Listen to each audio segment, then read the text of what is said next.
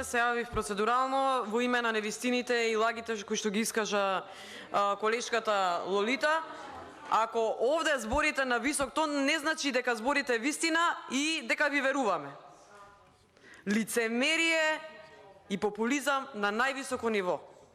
Впрочем, вчера вашиот премиер кажа како ќе сте владееле во иднина, кажа шепкајќи му Али Ахмети дека како до сега, и видете, нас ни одговара како до сега да терате. Одлично терате. Тонете што повеќе. Криво ми е што цела држава ја влечете во амбис.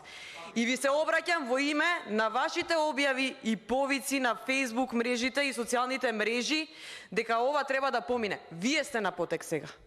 Вие, еве, ве предизвикувам како жени, како председателка на клубот на пратенички, дека треба вие да излезете и да гласате. Во ребалансот да се предвидат средствата, не е проблем после со законот да се среди. Во името на 400.000 жени, во името на бебињата кои што се во моментот за кои што требаат пелени, значи во името на нацијата, затоа што кога ќе го земете во предвид целиот состав на сите луѓе што ги опфаќа овој амандман, всушност се работи за целата нација.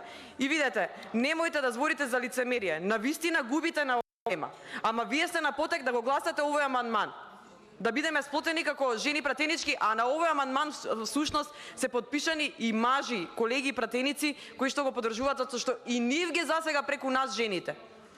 Ке ве молам да не зборите за лицемерие и то не ве молам да се коригирате го тонот, затоа што само што почна амандманската расправа.